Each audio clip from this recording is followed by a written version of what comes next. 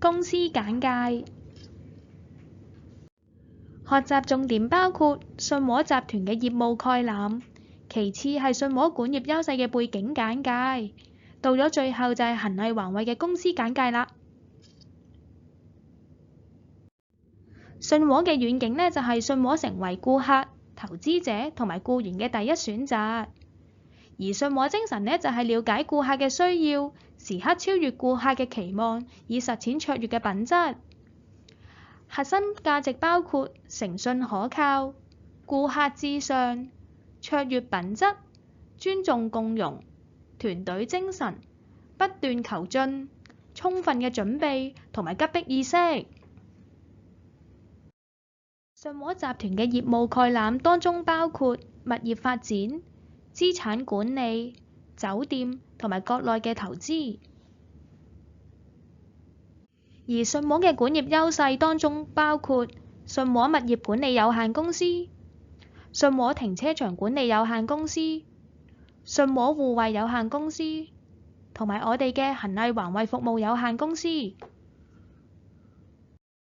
公司成立於1987年，我哋大約有2000名嘅同事，仲要係信和管業優勢嘅重要成員之一。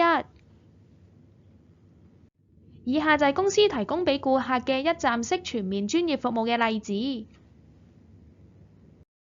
我哋嘅客戶遍佈喺港九新界。信和集團呢，全力支持廚餘管理，以下就係我哋公司廚餘回收嘅服務啦。公司除咗發展業務之外，亦都好注重企業社會責任。以下嘅圖片就係我哋公司參加過嘅不同活動啦。公司呢，好重視每一位員工，為咗增加員工嘅歸屬感，我哋喺過時過節都會搞好多唔同嘅活動㗎。公司呢，亦都好注重呢員工嘅事業發展，不時呢都會提供唔同嘅培訓課程俾同事參加。誠信可靠，學習重點包括員工紀律守則、個人資料私隱條例及平等機會政策，以及競爭條例及防貪有法。而家提醒大家呢，喺工作期間必須要遵守及履行以下嘅員工紀律守則。特別要提大家呢，唔可以幫人哋去打卡，或者指使人哋去幫你打卡。如果一經被發現，就會被紀律處分或者解僱㗎啦。仲有，大家喺工作嘅時候呢，唔可以打交或者鬧交。如果被發現嘅話呢，會被處分或者即時解僱，而僱主係唔會作出任何賠償㗎。另外，喺工作地點呢，係嚴禁賭博、吸煙同埋當值嘅時候瞓覺。其次，如果發現失物，必須要立即向清潔部嘅主管或者保安報告。喺任何情況，大家係唔可以取走任何嘅垃圾或者棄置嘅物件。如果違反嘅話呢，都係當偷竊嘅事件去處理㗎。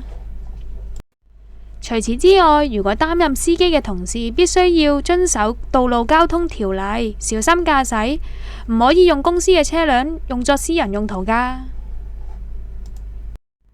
大家需要因應主管分配嘅工作，盡力去完成。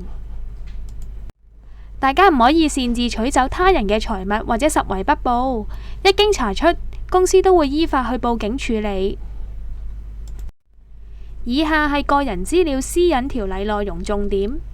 個人資料包括姓名、地址、身份證號碼、電話號碼、學歷證明等等。當大家個人資料有修改嘅時候，就要盡快通知人力資源部及呈交相關嘅文件，以便修改記錄。如果大家需要查閱或者更正個人資料，可以用書面提出。以下係平等機會政策嘅內容，當中包括性別歧視條例、殘疾歧視條例、家庭崗位歧視條例及種族歧視條例。喺工作期間，任何涉及性別、殘疾、家庭崗位及種族騷擾行為都屬於違法。除性騷擾之外，殘疾騷擾、家庭崗位騷擾同埋種族騷擾都唔應該出現喺工作間，所以我哋大家要努力去防止工作間歧視出現。仲有呢，要防止工作間嘅騷擾出現，而公司呢係有申訴程序嘅，同埋調查嘅程序，亦都會有紀律處分。以下係競爭條例嘅內容。公司致力推動公平競爭，為香港嘅消費者同埋商界維護平等競爭嘅有利營商環境。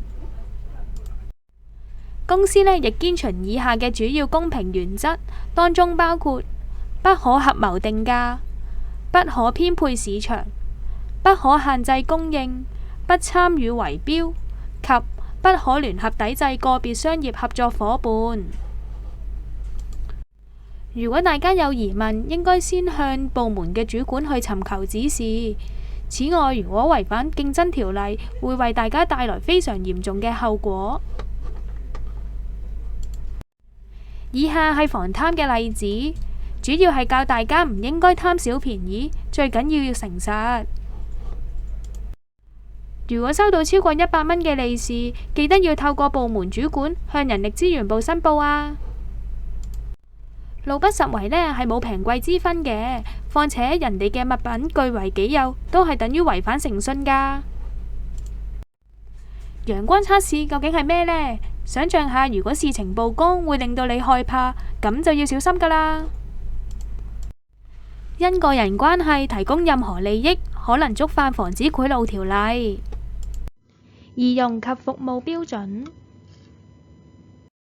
學習重點包括儀容、制服同埋佩戴名牌嘅要求，點樣同客人打招呼，主動發問同埋了解訪客嘅需要。如果過程當中有需要，就要轉介俾相關嘅同事。其次就係點樣用魔術語啦。最重要呢，就有禮貌咁樣稱呼訪客。到咗最後，梗係同訪客道別啦。儀容方面，男同事呢要注意頭髮嘅顏色同埋長度，而且呢要根據以下嘅指引保持面部整潔。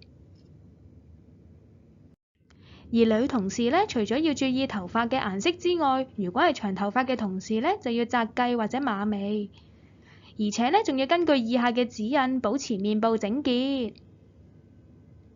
喺制服方面，無論係男同事或者女同事，都要根據以下嘅指引保持制服整潔。而家呢就講下戴名牌嘅要求。戴名牌呢要戴喺胸襟前嘅位置，仲要清楚呢展示自己個名，同埋確保冇倒轉同埋歪咗喎。以下呢就係戴名牌嘅步驟啦。記住呢，最後要將個保險扣鎖好，防止呢個名牌跌咗。至於打招呼方面，如果係女士嘅話呢，你可以講小姐你好，或者小姐早晨。至於係男士呢，你就可以講先生你好，或者先生早晨。當客人走近你嘅時候呢，先放低手頭上嘅工作，然後問一句：請問有咩可以幫到你？如果唔識答客人嘅查詢，咁點算好呢？小姐，唔好意思啊，我都唔係好清楚，不如我帶你服務台，揾同事幫你啊。好啊，唔該你。唔使客氣，請呢邊啊。喺對話當中唔好唔記得用魔術語喎，例如唔好意思、唔該你、唔使客氣。點樣俾人覺得你有禮貌呢？就要喺成個對話過程當中稱呼對方為小姐或者先生，至少2次或以上。當然，禮多人不怪，梗係越多越好啦。最後梗係同客人講再見。清潔技巧學習重點包括處理辦公室裡面嘅垃圾，如果發現公眾位置有水漬，點樣去處理，以及日常清潔洗手間。其次就係正確使用3色毛巾、潔手技巧同埋使用口罩。喺處理辦公室內垃圾嘅時候呢，要留意以下幾點。記住呢，唔好抌咗客人嘅私人物品喎。當大家呢喺公眾位置發現水漬嘅時候呢，我哋必須要立即放置小心地濕牌，然後先至進行清理。如果第一時間呢揾唔到小心地濕牌嘅話呢，我哋必須要尋求協助，仲要呢留返喺原有嘅位置，提醒途人要小心，以免呢任何人士因為滑倒而受傷。當我哋進行清潔洗手間嘅時候，有機會使用化學品同埋清潔劑，所以我哋必須要佩戴合適嘅個人防護裝備，例如護眼罩、口罩、膠手套、膠圍裙同埋安全鞋等等。記住唔同嘅化學物品或者清潔劑唔好混合使用啊，咁樣會有機會產生有毒嘅氣體，甚至有爆炸嘅危險㗎。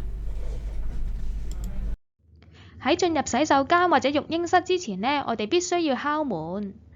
完成咗工作之後呢，我哋要確保洗手間同埋育嬰室嘅門呢要關上，先至可以離開㗎。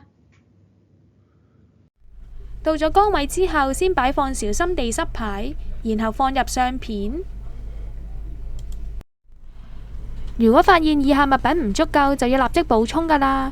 如果喺廁格裏面工作嘅時候呢，必須要鎖好門，以免俾人推門而造成意外。記得要用紅色嘅掃把、紅色嘅垃圾鏟掃地啊！先將稀釋咗嘅氯水噴喺白色嘅毛巾上面，然後由上至下清抹洗手間嘅大門、門鎖，之後過水，最後用白色嘅乾毛巾抹乾。喺清潔鏡面嘅時候呢，我哋先用濕毛頭呢清抹鏡面，然後再用水刮將嗰啲水漬刮走。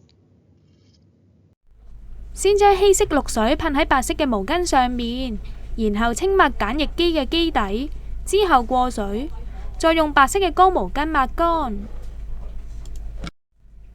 先用牙刷刷洗手盆嘅去水位，最後用清水去沖走污漬。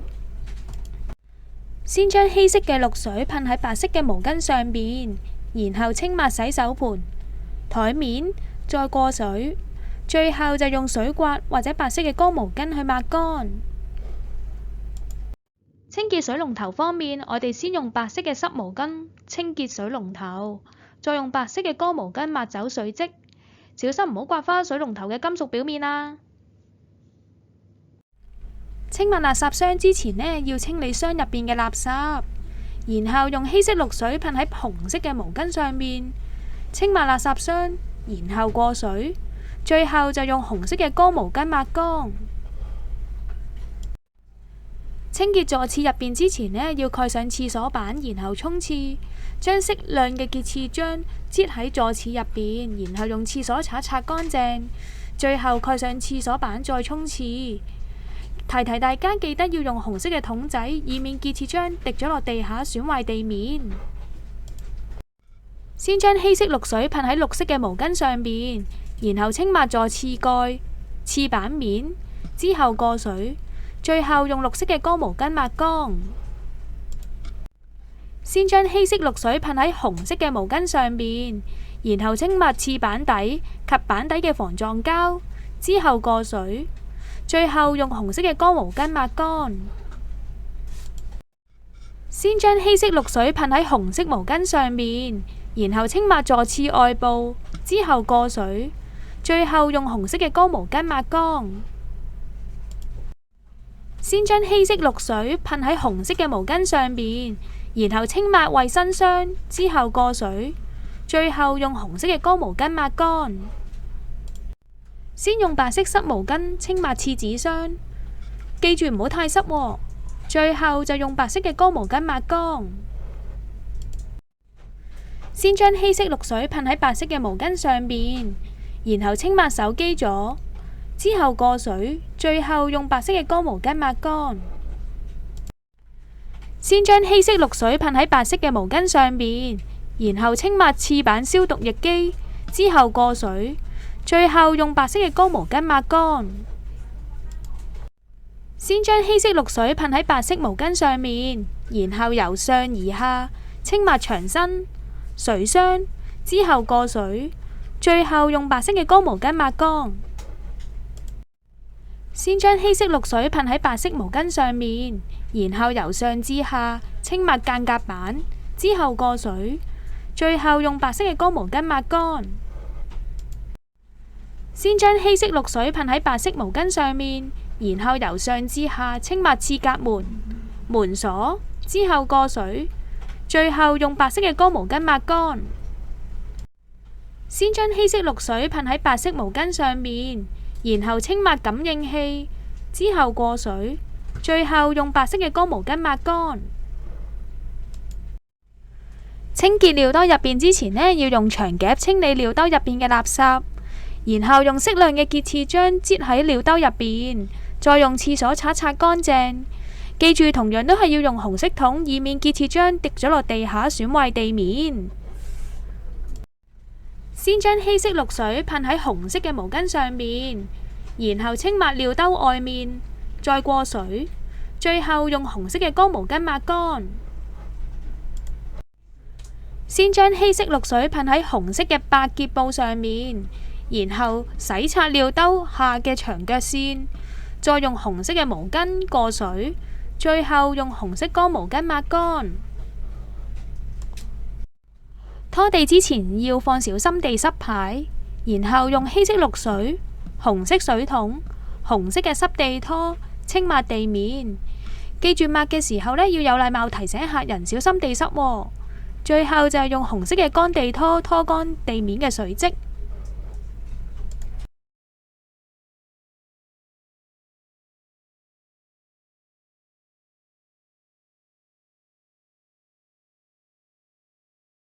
記住呢，唔同顏色嘅毛巾呢，用喺唔同嘅地方，千祈唔好交叉感染啊！以下係正確潔手嘅技巧，記住洗手要洗20秒啊！